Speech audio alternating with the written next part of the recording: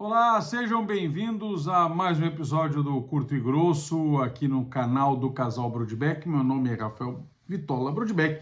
Se vocês caíram aqui nesse vídeo por acaso é porque o algoritmo do YouTube percebeu que vocês gostam de temas como formação católica, teologia, espiritualidade, vida de oração, teologia cristã, Bíblia, filosofia, formação familiar e eu já lhes dou as boas-vindas e peço que vocês se inscrevam no canal, ativem as notificações, continuem assistindo esse vídeo, comentem e compartilhem com seus amigos.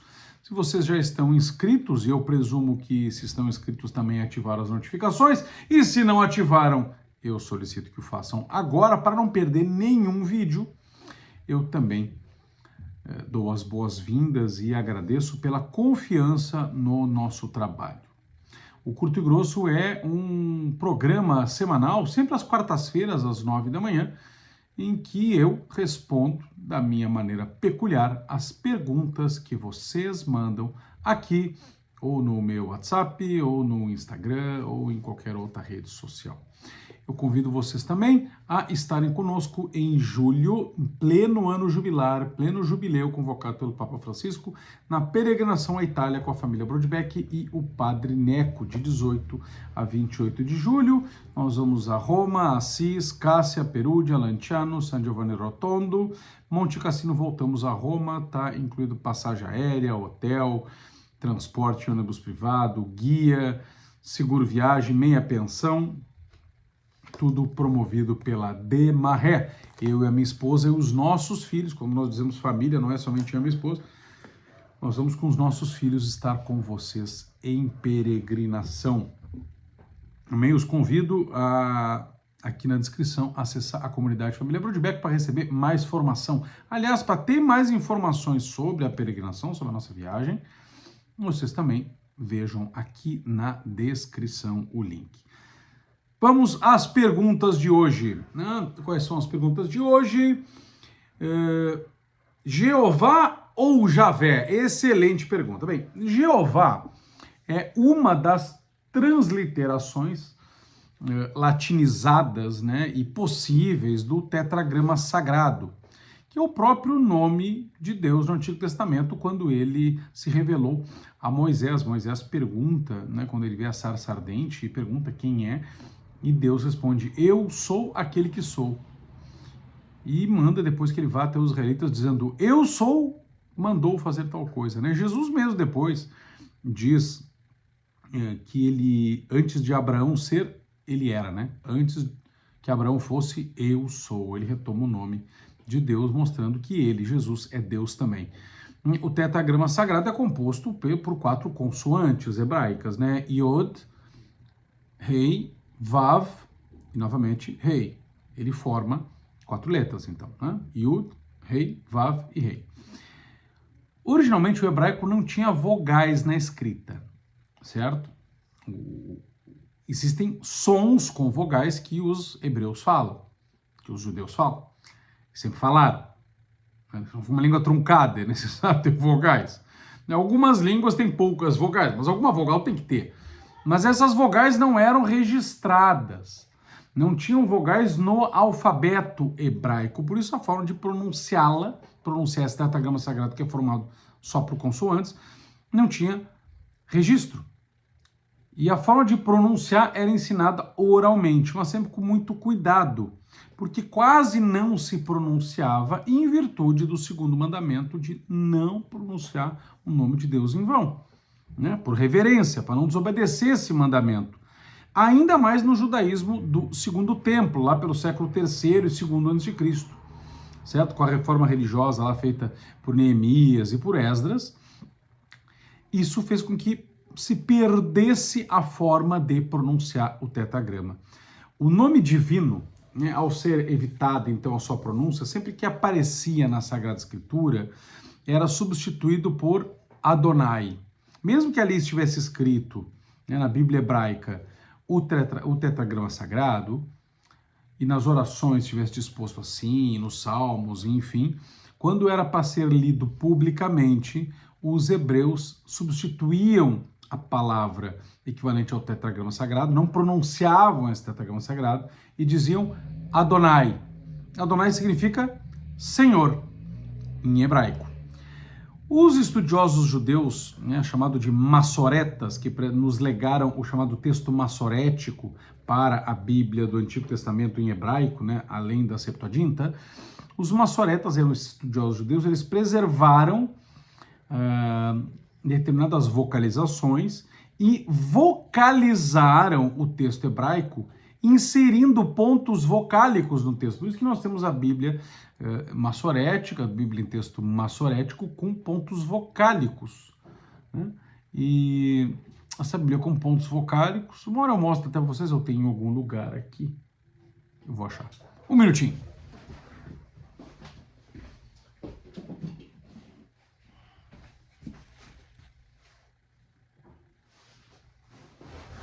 Tá aqui, tá?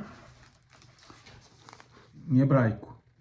Nós vemos letras, tá? Hebraicas e alguns pontos embaixo, pequenos pontinhos, né? Isso são os pontos vocálicos que os massoretas inseriram, tá? Esta Bíblia hebraica, Estudo Gartência, é uma edição da Sociedade Bíblica do Brasil. Ela é uma Bíblia de estudos, né? Uma Bíblia para estudiosos, para especialistas. E ela é a partir do Antigo Testamento. Não tem os livros da Septuaginta, os deuterocanônicos, é apenas o texto massorético, certo? E tendo apenas o texto massorético, ele tem essas vocalizações do texto hebraico. Os massoretas, eles preservaram, vocalizaram este texto hebraico aqui, inserindo no tetragrama sagrado, né? Yud, Rei, Vav e Rei, inserindo as vogais de justamente Adonai. Já que se perdeu a vocalização original, os massoretas já não sabiam, mas eles resolveram, bem, a gente tem que inserir pontos vocálicos aqui. O que nós vamos inserir, já que a gente não sabe qual é a pronúncia? Ah, mas outras palavras também não tinham vogais, como é que eles sabiam? Porque eles falavam no dia a dia. Certo? As outras palavras hebraicas, ainda que escritas não tivessem as vogais, eles falavam no dia a dia. Por exemplo, Bereshit, né, que é Gênesis, né? Bereshit, não tem vogais, mas eles sabiam como se pronunciava. Por quê? Porque eles falavam esta palavra, início. Tá? Inclusive, é o primeiro livro da Bíblia. Né? Você vê que ela começa de trás para diante, né? O hebraico é trás para diante. Então eles sabiam como se pronunciava, porque eles pronunciavam no dia a dia. O nome de Deus, o tetragrama, não era pronunciado, ainda mais no período do Segundo Templo. Então se perdeu, as pessoas não sabiam mais que elas não usavam essa palavra. Só estava escrito o tetragrama, e quando elas tinham que falar, elas falavam o quê? Adonai. Então nem os massoretas sabiam como pronunciar, porque não era mais falado. E se eles não sabiam como pronunciar, mas eles queriam inserir vogais, porque eles inseriram vogais em todo o texto hebraico sagrado, eles inseriram vogais de quê? De Adonai, Senhor, que em caracteres latinos equivaliam à letra A e à letra O. Então eles inseriram esses pontos vocálicos equivalentes às vogais que tinham na pronúncia de Adonai sob as consoantes de Yud, Rei, Vav e Rei novamente. Isso resultou na leitura Yehová. Yehová.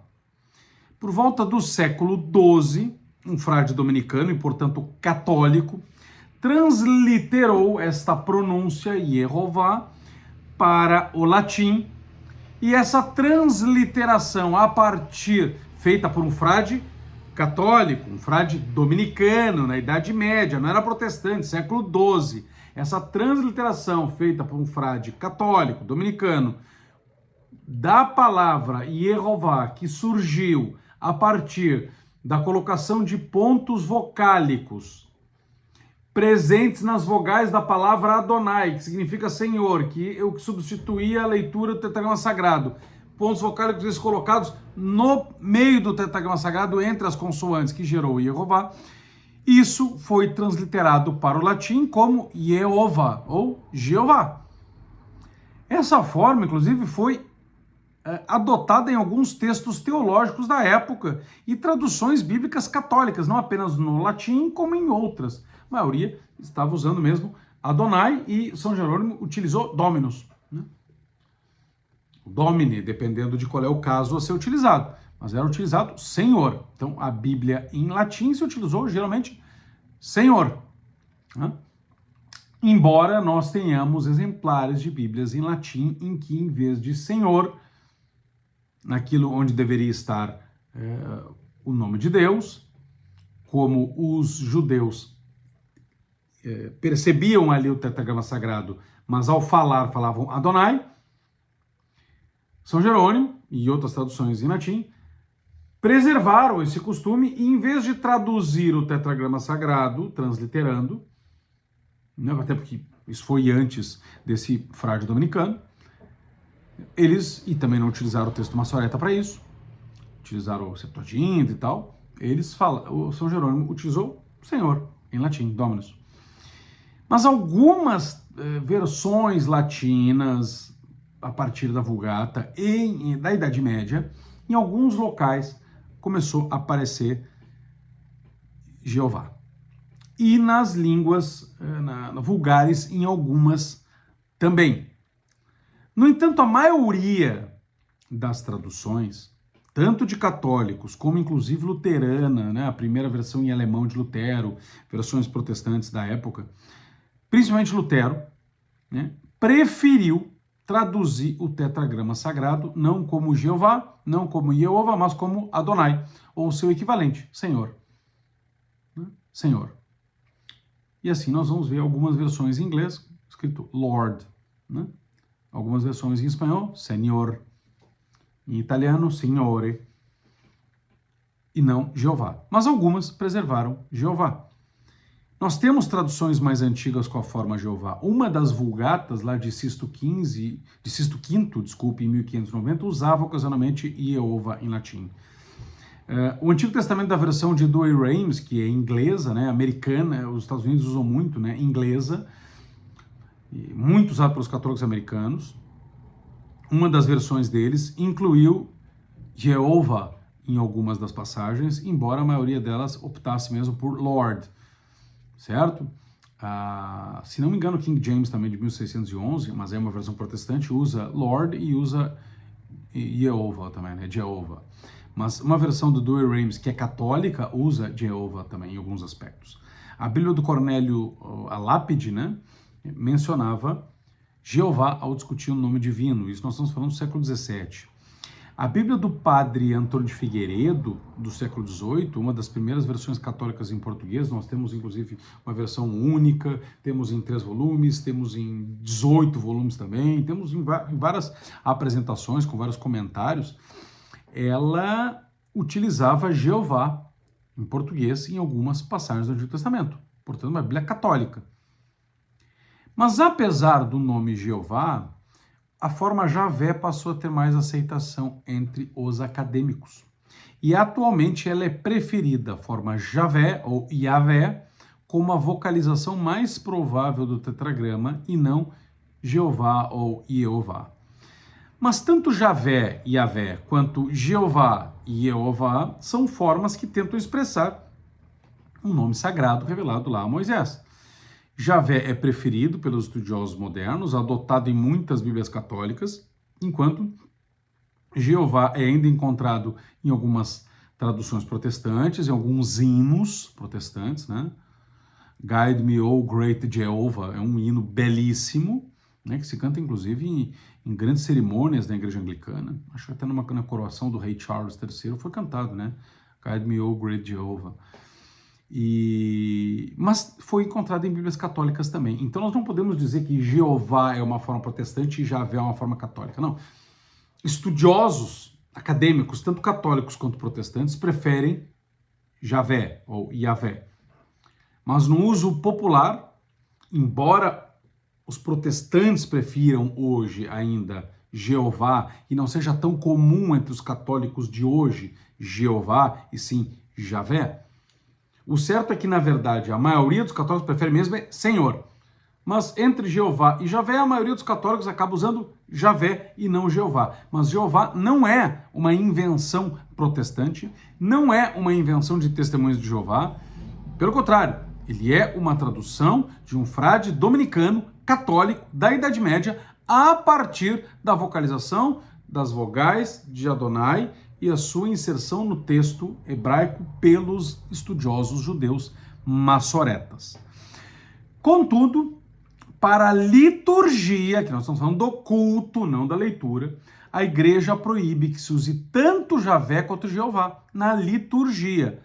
Em 2008, a Congregação para o Culto Divino e a Disciplina dos Sacramentos, hoje chamada de Dicastério para o Culto Divino e a Disciplina dos Sacramentos, publicou uma diretriz instruindo que o tetragrama sagrado não fosse mais pronunciado nas liturgias, sendo substituído por Senhor. O documento justificava essa decisão com base na tradição judaica e cristã primitiva que evitava pronunciar o nome divino por respeito e reverência. Mas isso na liturgia. É possível que na nossa oração, ou em textos teológicos, ou mesmo em traduções bíblicas, se utilize tanto Javé, que é mais preciso, e Jeová, que foi a primeira tradução e transliteração. Certo? Jeová não é protestante, portanto. Outro ponto, devo trabalhar na paróquia? Não vamos nem entrar no tema de que qual é a paróquia, se é a territorial ou aquela que eu vou sempre, até porque existem paróquias pessoais no direito canônico, tá, enfim, paróquia aquela que tu vais. Bom, não vamos entrar na definição. Devo trabalhar na paróquia? Olha, com uma necessidade para a santificação, para o apostolado leigo, não necessariamente. Tá? Não é... Quando o Vaticano II diz que o leigo tem que trabalhar na igreja, e na verdade isso já vem desde a tradição da igreja, ele não está dizendo que nós temos que trabalhar na igreja em funções religiosas, em funções eclesiásticas. Então, não é trabalhar para Cristo, trabalhar para a igreja, não é necessariamente ser catequista, secretário de paróquia, ministro extraordinário da comunhão, instrutor de batismo, leitor, trabalhar na música, varrer o chão, tudo isso são coisas necessárias, importantes, louváveis, mas não é isso, na essência, que significa apostolado leigo. Ainda que o leigo possa fazer isso, e em muitos casos deva, para ajudar o padre, para que tudo saia nos conformes na paróquia. Vamos precisar de fazer um galeto ou um churrasco para conseguir dinheiro para a reforma da igreja. Os leigos têm que trabalhar. Comprar carne, assar o churrasco, vender as coisas, fazer um bingo, fazer uma rifa, novena. Tem que ter, os leigos têm que ajudar. Agora, tem que ajudar porque eles percebem que há uma necessidade da paróquia em contar com a sua ajuda, o seu ajutório, como nós dizemos no Rio Grande do Sul. E também porque alguns são realmente inclinados a isso, né? A minha esposa sempre faz bolo para doar para as barraquinhas da novena aqui da padroeira da paróquia. Por quê? Porque minha esposa adora fazer bolo, gosta de fazer bolo e ela doa os bolos dela. Tá? A Maria Antônia, nossa mais velha, às vezes trabalha na lojinha ali da paróquia. O Bento é coroinha, é acólito na missa. Então, eu e a minha esposa às vezes fazemos leituras, a Maria Antônia também faz leituras na missa. Então nós ajudamos, trabalhamos. Mas é isso que é o apostolado leigo? Não. O meu principal apostolado como delegado de polícia é santificar o meu trabalho como delegado. Então, fazendo bem o meu trabalho na delegacia e na investigação criminal, eu estou trabalhando para Cristo. Eu estou trabalhando para a igreja. Eu me santifico muito mais e faço um apostolado muito mais quando eu estou cumprindo as minhas funções na delegacia do que quando trabalho na paróquia, embora possa trabalhar na paróquia também. Não é trabalhar na paróquia, é trabalhar para o Cristo e o resto não. Não, tudo é trabalho para o Cristo quando a gente tem a intenção de trabalhar para o Cristo. Tudo é trabalho para a igreja quando a gente tem a intenção de trabalhar para a igreja. De modo que algumas pessoas vão a grupo de oração na segunda, grupo da pastoral na terça, vão na outra reunião na quarta e não convivem, por exemplo, com os filhos. A mulher abandona o marido porque ela tem reunião com a igreja todos os dias, aí não faz sexo com o marido, não cuida do marido, não convive com o marido. Ele diz, não, estou trabalhando para Deus. Não.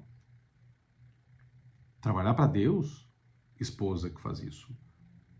É ver um filmezinho com o marido, fazendo uma jantinha, tomando um vinho, fazendo amor, cuidando do filho que está com a fralda cagada de noite. Isso é trabalhar para Cristo, isso é trabalhar para Deus, isso é trabalhar para a igreja também. Porque a principal missão do leigo, isso não sou eu que digo, são os documentos do Concílio Vaticano II. Portanto, mesmo que é invocado para dizer que o leigo tem que trabalhar na paróquia, diz que compete ao leigo santificar as estruturas temporais, iluminando com a luz do Evangelho essas realidades do trabalho, da família. Como evangelizar amigos? Bem, essa é a terceira pergunta. Evangelizar amigos não difere de evangelizar os outros. Só que para evangelizar os outros eu tenho que ganhar confiança. Os amigos eu já tenho a confiança, se eles são meus amigos. Eu tenho que dar testemunho. Dar testemunho não é simplesmente dizer Jesus me curou, Jesus fez. Não, dar testemunho prático. A minha vida tem que ser um evangelho. A minha vida tem que, muitas vezes, é o único evangelho que os meus amigos têm para ler. Claro que a maioria das minhas amizades tem que ser amizades cristãs. Óbvio, né? A gente tem que amar as mesmas coisas, rejeitar as mesmas coisas. Mas, eventualmente, nós vamos ter amigos de longa data que não são cristãos, não são católicos, e nós temos que levá-los a Cristo também. Como é que eu vou fazer isso? Eu tenho que dar bom exemplo, eu tenho que ser um bom católico, e eu tenho que, por exemplo, se vão fazer alguma coisa de pecado, eu vou evitar, e eles vão saber o porquê. O meu comportamento tem que ser bom, tem que ser alguém honrado, confiável, que eles vejam, olha só, ele não é só um chato que não sai para fazer bobagem pela rua, não, olha só como ele é honrado nos seus compromissos, com a sua namorada, com a sua esposa, com os seus filhos, no seu trabalho. Ele é o melhor dos trabalhadores. O chefe de um cristão tem que ver, nossa, ele não fica matando o trabalho para ir para a igreja. Não, ele é um excelente trabalhador. Por quê? Por Cristo. As pessoas têm que ver isso. Agora, claro que eu também tenho que procurar entender pelo menos o mínimo de doutrina, o mínimo sobre o plano de Deus, para levar os meus amigos a se decidirem para o Cristo, a se arrependerem de seus pecados, a entenderem que precisa de um Salvador, a confessarem esses pecados e a terem uma profunda experiência com Cristo. Seja levando para fazer um retiro, seja levando para a igreja, seja apresentando um livro, seja provocando uma conversa para que a gente possa dialogar, debater, quebrar o pau, mas apresentar a verdade. E para isso precisa de preparo. Preparo espiritual, porque o copo só transborda se está cheio. Então, tem que viver em Cristo para dar a transmitir esse Cristo. E preciso também conhecer doutrina suficiente para apresentar. E preciso ter formação humana para ter sagacidade também. Preciso ter esperteza, sabedoria. Saber a hora oportuna de pregar. Ah, mas São Paulo diz que a gente tem que pregar oportuna e inoportunamente. Claro, ele quer dizer que a gente tem que pregar inoportunamente no sentido de não se deixar escravizar pelos respeitos humanos para dizer a verdade. Mas, evidentemente, para que essa pregação tenha fruto, eu tenho que ter sabedoria para, se não há uma situação objetiva favorável à pregação, criá-la. E aí a sabedoria e a formação que vão me ajudar. Então eu tenho que aproveitar as oportunidades para pregar e, se não tiver essas oportunidades, ter sabedoria e inteligência para criar as oportunidades nas quais eu vou pregar com eficácia. Outra pergunta: quem eram os Edomitas? Os Edomitas, ou Idumeus, eram um povo semita que habitou a região de Edom, uma área montanhosa localizada ao sul do reino de Judá, a leste do Mar Morto, no que hoje é parte da Jordânia. Tá? A história dos Edomitas é frequentemente mencionada na Bíblia, né, no Antigo Testamento de modo especial. E eles eram descendentes de Esaú, o irmão de Jacó, que mais tarde recebeu o nome de Israel. Portanto, os Edomitas não são israelitas. Depois, como os israelitas, a maioria, as tribos se perderam, só ficou a tribo de Benjamim, alguns da tribo de Levi, que eram sacerdotes, todos reunidos em torno do reino de Judá, com a maioria sendo da tribo de Judá, eles foram conhecidos como judeus, né? Mas, tecnicamente são israelitas. Os Edomitas não são judeus, que não são nenhuma das tribos, e também não são, então, muito menos judeus, né? Mas também não são israelitas, porque eles não são descendentes de Israel, eles não são descendentes de Jacó, que teve o nome mudado para Israel. Eles são descendentes do irmão de Israel, do irmão de Jacó, que era Esaú. Os edomitas eram descendentes de Esaú. Isso nós vemos em Gênesis 25:30. Esaú foi aquele filho primogênito de Isaac, de Rebeca, Isaac que era filho de Abraão, e os seus descendentes formaram então esse povo de Edom. Os edomitas eram parentes próximos dos israelitas e no início eles cultuavam o Deus de Israel, porque era o mesmo Deus de Isaac, que era o mesmo Deus de Abraão. Esaú, embora não fosse mais parte do povo de Deus, vendeu sua primogenitura, saiu da terra prometida, ele não era mais do povo de Deus, mas ele era descendente de Abraão e de Isaac. Ele cultuava o mesmo Deus, né? Claro que muitas vezes as interações entre os edomitas e os israelitas, justamente por conta da agressividade, da hostilidade inicial ali entre Esaú e Jacó, foi de hostilidade. Por exemplo, na recusa dos edomitas em permitir que os israelitas passassem por suas terras durante a jornada no deserto, descrita no livro dos Números, capítulo 20, versículos 14 a 21, né? Mas por outras vezes nós vemos os edomitas com aliança, com concórdia, quando, por exemplo, quando o rei Davi estabeleceu uma aliança com os edomitas, né, após derrotá-los em batalhas, lá em 2 Samuel 8, 13 a 14, por exemplo, né? Edom se torna uma região independente num determinado momento da história, foi conquistado pelos nabateus, depois pelos romanos. Ao longo da história, o destino dos edomitas é pouco documentado, mas eles seriam julgados pela sua hostilidade contra Israel. A Bíblia previu isso, pelos profetas também. Por exemplo, o profeta Abdias fala disso, né? Edom seria destruído devido à sua violência contra os judeus. E a partir da Idade Antiga, Edom deixa de ser uma nação independente, sua identidade se dissipa com o tempo, se mistura com alguns israelitas, com alguns judeus, com alguns árabes. Então nós temos árabes com sangue edomita, nós temos judeus com sangue edomita hoje. O patriarca Jó, do livro de Jó, ele não era israelita, ele era edomita, ele era descendente de Esaú, portanto edomita. Herodes o Grande, no Novo Testamento, também era de origem edomita. Nasceu numa família edomeia, que era a região ligada historicamente aos edomitas, né?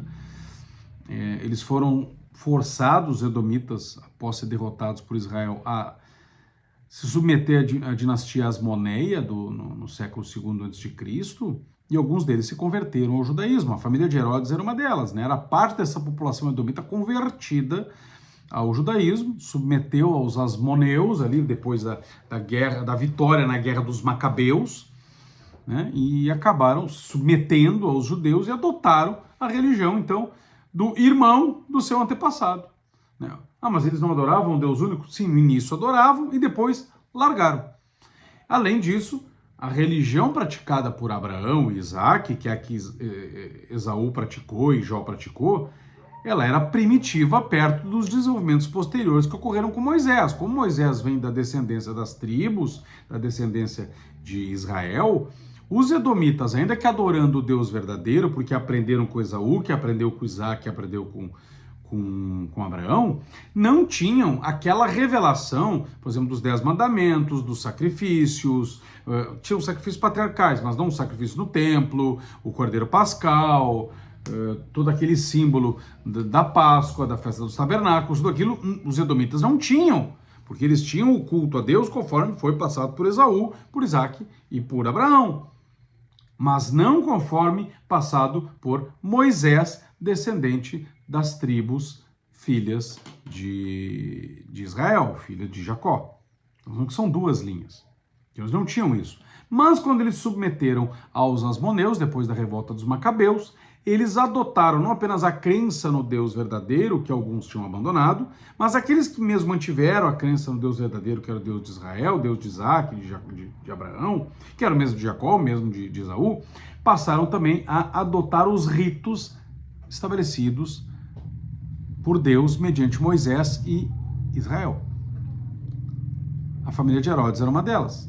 Então ela se integrou à sociedade judaica, embora seus ancestrais fossem edomitas. Ele governou, Herodes o Grande, como um rei judeu, sob domínio romano, ainda que tivesse etnia edomita. Os seus descendentes também eram edomitas, portanto, Herodes Antipas, Herodes Agripa, certo? Outra pergunta. Quantos israelitas entraram no Egito? Quantos eram na época da libertação? A pergunta é grande.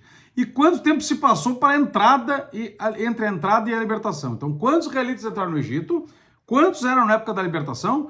E quanto tempo se passou entre a entrada e a libertação? Bem, de acordo com a Sagrada Escritura, meus caros, especificamente no livro do Êxodo, o número de israelitas que entrou no Egito foi de 70 pessoas. Isso está registrado em Êxodo 1:5. Todas as almas que saíram das coxas de Jacó foram 70 pessoas. José, porém, estava já no Egito. Quanto ao número de israelitas na época da libertação, a Bíblia não fornece um número exato, mas as estimativas variam entre 600 mil e 2 milhões de pessoas. Em Êxodo 12:37, é mencionado que os israelitas que saíram do Egito eram cerca de 600 mil homens, sem contar mulheres e crianças. Então dá entre 600 mil e 2 milhões. Já o período que se passou entre a entrada no Egito e a libertação foi de aproximadamente 430 anos. Isso é afirmado em Êxodo 12:40-41. A permanência dos filhos de Israel que habitaram no Egito foi de 430 anos, e aconteceu que no fim de 430 anos, naquele mesmo dia, todas as tropas do Senhor saíram da terra do Egito.